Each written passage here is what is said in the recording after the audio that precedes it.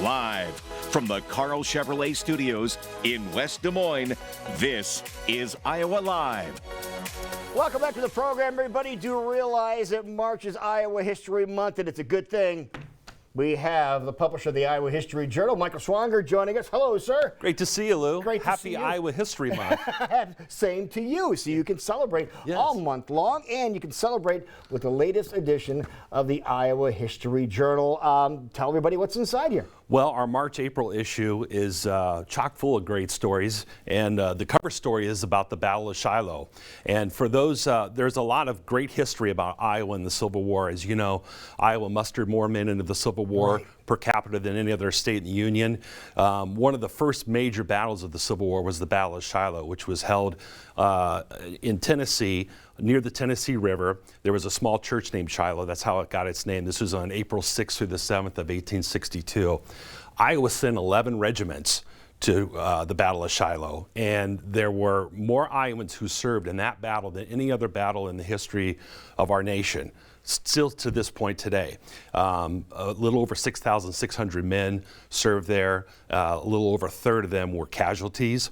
It was a very costly battle, but it was also the battle that probably opened the nation's eyes to really the horrors of the Civil War, because there had been some fights before and there had been some fatalities, but not to the extent of what Shiloh had. And the carnage was incredible. There were more than 23,000 deaths on both sides of that battle.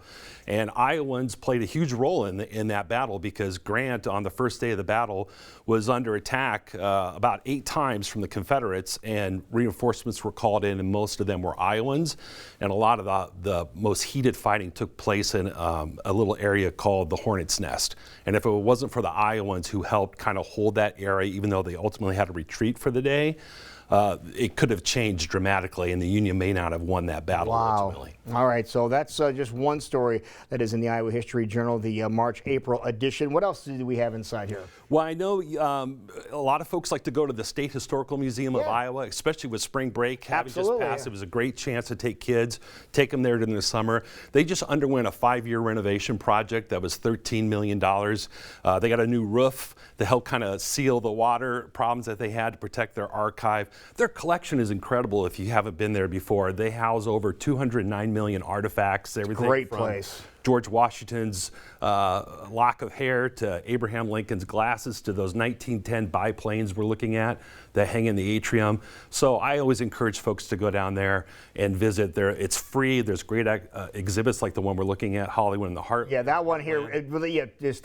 taps into all the different movies. Exactly. History here in the state. And the Civil War, Exhibit 2. After we were just talking about Shiloh, I'd encourage people to see that. So it's a great opportunity, no matter how old you are, to learn about history. And so we were happy to present a story written by them to encourage folks to go down there and visit. That is really cool. And of course, it is springtime, starting to get nice outside, and I see a very familiar name on the cover, the Van Meter heater. Oh, Bob Feller. Bob Feller. Well, we'd be remiss if we weren't talking about baseball this time of year. Remind everybody about Bob Feller. We talked to some people earlier today who were not familiar with this legend that is from right down the road from Des Moines. He is. He's from Van Meter. Bob Feller is arguably the most famous baseball player from Iowa.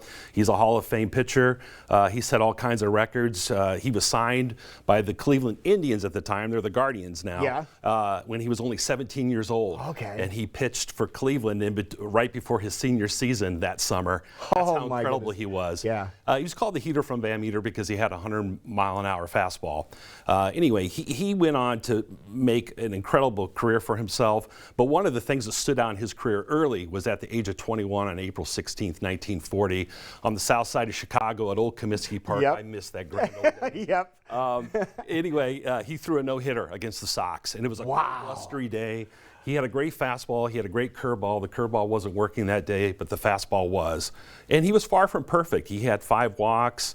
He only had 8 strikeouts. There was an error. There were some runners on base, but his fielders really bailed him out, as it happens with any no-hitter. Right. And he pitched his way into the history books, throwing the first Major League Baseball opening day no-hitter. Yeah. Oh, that is amazing. And he had what 3 in his career? He had 3. That's 3. right. Yeah. And what was also amazing about that season, not only did he throw that opening day no-hitter, but he went on to have a great season. He won what they call the Triple Crown of pitching, which means he led the American League in ERA, wins, and strikeouts. Wow. And he was named the Sporting News Player of the Year for the American League. That's very impressive. And really quick, also talk about some ISU writers that are in here too. I knew you'd want to talk about Iowa State a little bit, of course. And Bess and Fred Ferguson were writers who made a living writing for farm and agriculture and home magazines, and they were educated at Iowa State in journalism, and they met and married there and went on to have an incredible career to help people manage the Great Depression. All right, all that and much more inside the March-April edition of Iowa History Journal, available where?